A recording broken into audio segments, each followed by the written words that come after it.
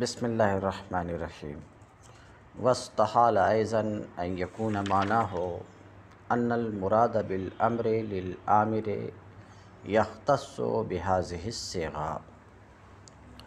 گفتگو اس میں جاری ہے کہ امام فخر الاسلام نے جو ایسا فرمایا ہے، کیا فرمایا ہے کہ مراد امر اس صیغے کے ساتھ خاص ہے۔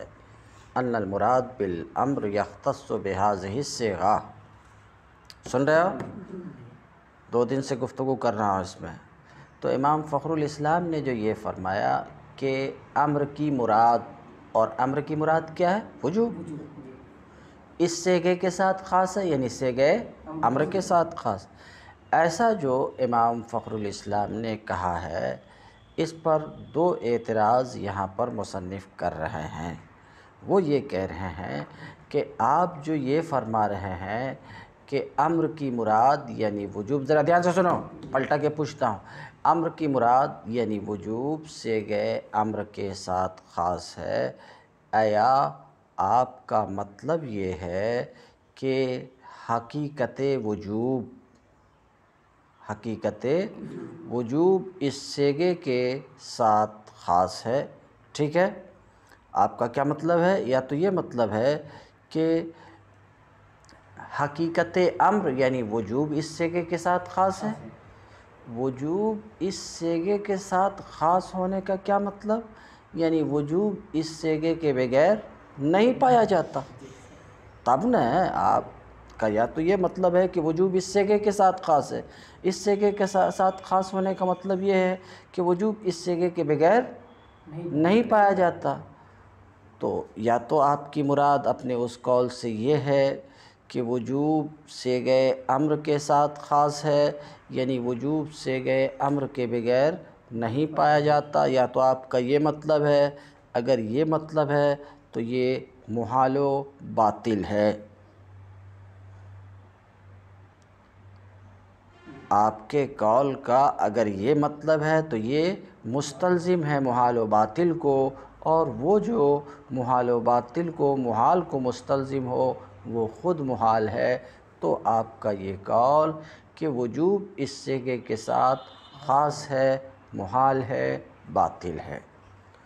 اب رہی بات یہ کہ یہ جو مصنف کہہ رہے ہیں کہ اگر آپ کی مراد یہ ہے، کل ہی کا درس ہے یہ، اگر آپ کی مراد یہ ہے کہ وجوب اس صیغے کے ساتھ خاص ہے، یعنی اس صیغے کے بغیر وجوب نہیں پایا جاتا، تو یہ باطل و محال ہے، اس لیے کہ اللہ تعالیٰ ازل میں بھی متکلم ہے۔ بولو بھائی، ازل میں بھی اللہ تعالیٰ متکلم ہے، اور اللہ کا کلام امر بھی ہے، نہیں بھی ہے، وغیرہ وغیرہ بھی ہے۔ تو اللہ کا کلام امر بھی ہے، تو جب اللہ تعالیٰ ازل میں متکلم ہے تو اللہ تعالیٰ ازل میں موجب بھی ہے۔ جب ازل میں، سمجھ رہے کہ نہیں، وہ متکلم ہے، سمجھ میں آ رہی ہے بات؟ ازل میں متکلم ہے تو ازل میں موجب بھی ہے، واجب کرنے والا بھی ہے۔ تو وجوب کا ثبوت تو ازل میں بھی ہے کہ نہیں؟ وجوب کا ثبوت کہاں ہے؟ ازل میں بھی، حالانکہ ازل میں صیغے امر تھا ہی نہیں۔ کیوں؟ کیونکہ صیغے امر تو حادث ہے، صیغے امر تو جب بات ایسی ہے کہ وجوب امر سے پہلے ہے، تو پھر یہ کہنا کہ وجوب امر کے ساتھ خاص ہے، درست نہیں ہے۔ تو یا تو مصنف کہتے ہیں آپ کی مراد اس سے یہ ہے کہ حقیقت امر یعنی وجوب اس صیغے کے ساتھ، صیغے امر کے ساتھ خاص ہے، یعنی وجوب کا ثبوت صیغے امر کے بغیر نہیں ہوتا، یا آپ کی یہ مراد ہے؟ اگر یہ مراد ہے تو یہ ایک محال کو مستلزم ہے، اور وہ جو محال کو مستلزم ہو وہ خود محال ہے، تو آپ کا یہ قول محال و باطل ہے۔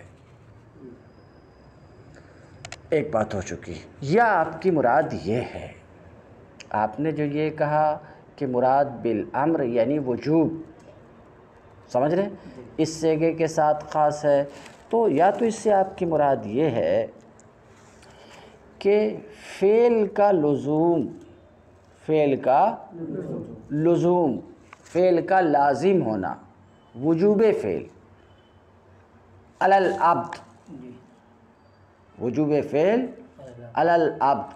تو آپ جو یہ کہہ رہے ہیں کہ حقیقت امر اس سیغے کے ساتھ خاص ہے، یعنی وجوب اس سیغے کے ساتھ خاص ہے، اور وجوب سے آپ کی مراد وجوب فعل، فعل کا واجب ہونا، فعل کا لازم ہونا اس سیغے کے ساتھ خاص ہے، یعنی اسی سیغے سے فعل لازم ہوتا اور کسی طریقے سے فعل بندے پر لازم، یا تو آپ کی یہ مراد ہو یا تو آپ کی وہ مراد ہو۔ اگر وہ مراد ہو تو ایک محال کو مستلزم ہے، یا آپ کی اس سے مراد یہ کہ کسی بھی بندے پر فعل لازم کب ہوتا ہے؟ جب کوئی صیغہ امر ہو، صیغہ امر کے بغیر لازم نہیں ہوتا۔ کچھ دماغ قبول کر رہا ہے؟ تو یا تو آپ کے کیا مراد؟ وجوب الفعل علی العبد اس سیغے کے ساتھ خاص ہے، یعنی کوئی فعل بندے پر واجب اس سیغے سے ہی ہوتا ہے، دوسرے سے یا تو آپ کی یہ مراد ہو، اور اگر آپ کی یہ مراد ہو تو یہ مراد بھی باطل ہے۔ کیوں؟ کیونکہ وجوب فعل علی العبد یعنی کسی فعل کا بندے پر واجب ہونا، یہی نا، کسی فعل کا بندے پر واجب ہونا، یہی ابتلا کا مطلب ہے۔ یعنی ابتلا میں بھی یہی ہوتا، ابتلا اور امتحان، ابتلا اور امتحان۔ اللہ تعالیٰ بندے کا امتحان لیتا کیسے؟ کہ بندے پر کسی چیز کو واجب کرتا ہے، دیکھتا ہے کہ بندہ اس فعل کو بجا لاتا ہے اور بجا لا کے فرما بردار بنتا ہے، یا بجا نہیں لاتا ہے اور بجا نہ لا کر کے نافرمان بنتا ہے، یہی امتحان ہے۔ کچھ بات سمجھ رہے ہیں؟ تو مصنف کہتے ہیں اگر آپ کی مراد یہ دوسرا معنی ہے، فعل کا وجوب بندے پر، تو ابتلا میں بھی تو یہی بات ہوتی ہے، امتحان میں بھی تو یہی بات ہوتی ہے، فعل کا وجوب بندے پر ہوتا، یعنی بندے پر فعل واجب۔ اور آپ کیا کہہ رہے ہیں کہ وجوب فعل علی العبد صیغہ امر کے ساتھ خاص ہے، یعنی بندے پر فعل لازم و واجب اسی وقت ہوتا جب کوئی صیغہ امر ہو، حالانکہ ہم دیکھتے ہیں کہ صیغہ امر کے بغیر بھی بندے پر فعل لازم و واجب ہو جاتا ہے۔ کیا آپ کو پتہ نہیں ہے کہ امام اعظم ابو حنیفہ کا یہ قول بھی موجود ہے کہ انہوں نے یہ بھی فرمایا ہے کہ اگر کسی انسان تک وحی نہیں پہنچی، مطلب وحی نہیں پہنچے گا، نبی کریم صلی اللہ کسی بھی نبی کے ذریعے سے یہ پیغام نہیں پہنچا کہ اللہ ایک ہے، توحید کی خبر کسی بندے تک نہ پہنچی۔ ذرا بات سمجھو، دوسرے لفظ میں یوں کہیں کہ اگر اللہ تعالیٰ انبیاء اور رسول کو نہیں بھیجتا تو بھی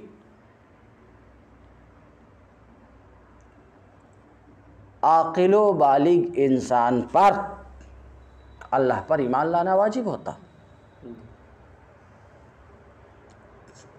کیا بول رہا ہوں؟ عاقل و بالغ انسان پر اللہ پر ایمان لانا واجب ہے۔ بس عاقل و بالغ بول رہا ہوں، بچے اور دیوانے کی بات نہیں کر رہا ہوں، سمجھ رہے ہیں؟ عاقل و بالغ پر اگر انبیاء اور رسول کو نہیں بھی بھیجتا تو بھی اللہ پر ایمان لانا واجب ہوتا۔ بات سمجھ رہے ہیں؟ اسی کو انہوں یوں بیان کر رہے ہیں کہ کسی انسان تک اللہ اور رسول کا پیغام نہیں پہنچا اور وہ عاقل و بالغ ہے تو امام اعظم کہتے ہیں اس پر بھی ایمان لانا واجب ہے۔ تو وجوب ایمان ثابت ہوا نا، بغیر کسی امر کے کوئی امر تو پہنچا ہی نہیں۔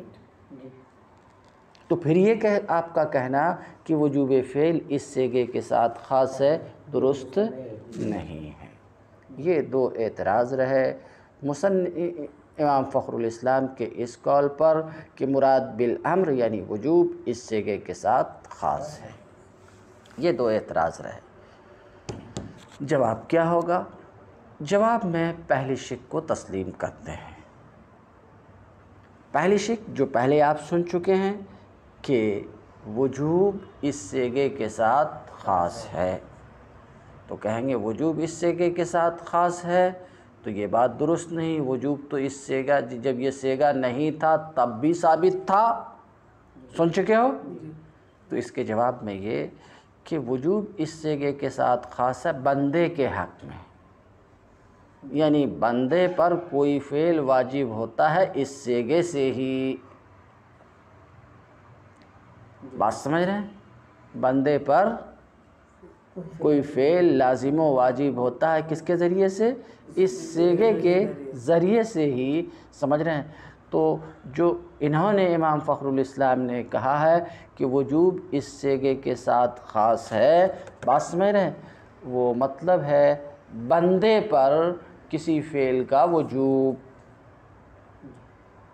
تو پھر تم کہو گے کہ بندے پر فعل کا وجوب و لزوم بھی اس صیغے کے بغیر ثابت ہے، جو ابھی میں بیان کر چکا کہ اگر کسی تک رسول اور اللہ کا امر نہیں پہنچا پھر بھی اس پر ایمان لانا واجب ہے، پھر بھی اس پر ایمان لانا واجب ہے۔ تو کہاں وجوب اس صیغے کے ساتھ خاص ہوا؟ جواب ہمارا ہے احکام شرعیہ فرعیہ میں۔ احکام وجوب اس صیغہ کے ساتھ خاص ہے احکام شرعیہ فرعیہ، احکام شرعی جو شرعی احکام ہیں، فرعیہ جن کا تعلق کرنے سے ہے اعتقاد سے نہیں ہے، جیسے نماز، روزہ، زکوٰۃ، بات سمجھ رہے ہیں، اور اصلیہ جس کا تعلق ماننے سے ہے، جیسے اللہ ایک ہے، محمد اللہ کے رسول ہیں، ہر رسول صادق ہے، ہر رسول سچا ہے، بس میں یہ اعتقادیہ ہے۔ تو جو امام فخر الاسلام نے یہ فرمایا کہ امر کی مراد، کچھ دماغ قبول کر رہا ہے، امر کی مراد اس صیغہ کے ساتھ خاص ہے، ان کی مراد یہ ہے کہ وجوب، سمجھ رہے ہیں، اس صیغے کے ساتھ خاص ہے بندے کے حق میں احکام شرعیہ فرعیہ میں، اور آپ نے جو لے کر کے اعتراض کیا وہ حکم شرعی فرعی نہیں ہے بلکہ وہ حکم شرعی اصلی اور اعتقادی ہے۔ مطلب ان کا یہ ہے اس بولی کا، امام فخر الاسلام کی اس بولی کا کہ وجوب اس صیغے کے ساتھ خاص ہے، اصل میں ان کا مطلب یہ ہے کہ وجوب کا ثبوت، وجوب فعل علی العبد کا ثبوت صیغہ امر سے ہوتا ہے، فعل نبی سے، یہ اصل میں مقصد ہے۔ اس عبارت سے ان کا مقصد کیا ہے کہ فعل نبی سے وجوب کا ثبوت نہیں ہوتا، وجوب کا ثبوت کس سے ہوتا ہے؟ صیغہ امر سے ہوتا ہے۔ اصل میں مقصد یہ ہے، سمجھ رہے ہیں؟ اس کے لیے انہوں نے اس جملے کا استعمال کیا ہے کہ مراد بالامر اس صیغے کے ساتھ خاص ہے، یعنی وجوب اس صیغے کے ساتھ خاص ہے، اور کہنا وہ یہ چاہتے ہیں کہ وجوب کا ثبوت اس صیغے سے ہوتا ہے، فعل نبی سے وجوب کا ثبوت۔ مگر یہی بات اگر اتنے سیدھے سے بول دیتے تھے تو اتنی دیر تک نہ میں پریشان ہوتا نہ تم پریشان ہوتے، مگر ہمارے مولوی لوگوں کی عادت ہوتی ہے بات کو گھما پھرا کر کے، سمجھ رہے ہو؟ سیدھے سیدھے مولوی لوگ بات نہیں کرتے، گھما پھرا اینچ پیچ کے ساتھ بات کرتے ہیں، حالانکہ ہمیں اصل بات سمجھنا ہے اور وہ اصل بات اس طریقے سے بہت آرام سے سمجھ میں آ جاتی ہے کہ بھئی وجوب کا ثبوت امر سے ہوتا ہے، فعل نبی سے نہیں ہوتا ہے، یہی بتانا ہے، مگر یہ اس انداز سے بتائے کہ تم بھی پریشان ہو رہے، میں بھی پریشان ہو رہا ہوں، پتہ نہیں تمہاری پریشانی ختم ہوئی کہ نہیں ہوئی، مجھے نہیں معلوم، ہوئی ختم؟ ہاں، مگر ہوئے تو پریشان نا۔ تو یہی ملا گری ہے، بات کو اینچ پینچ گھما پھرا کر کے ٹیڑھا موڑا کر یہی ملا گری ہے۔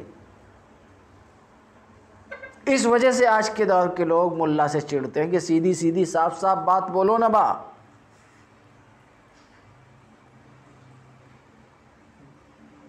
سمجھ رہے ہیں؟ تو حالات بدلے ہیں، کچھ ہماری کتابوں کا انداز بھی بدلنا چاہیے، نہیں تو لوگ ہمیں نظر انداز کرتے رہیں گے، ورنہ ہم بولیں گے، ہم ہی سنیں گے، دوسرا کوئی نہیں سنے گا۔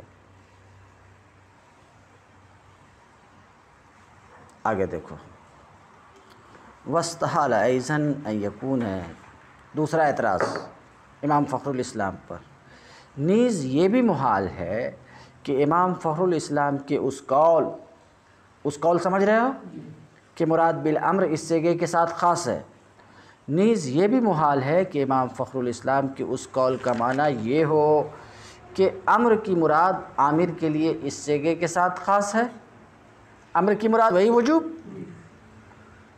وجوب اس صیغے کے ساتھ خاص ہے، یہ معنی بھی لیا جانا جو انہوں نے کہا، کیا کہا کہ مراد امر اس صیغے کے ساتھ خاص ہے، وہ اس سے کیا معنی لیں کہ وجوب اس صیغے کے ساتھ خاص ہے، یہ معنی لیا جانا بھی محال ہے۔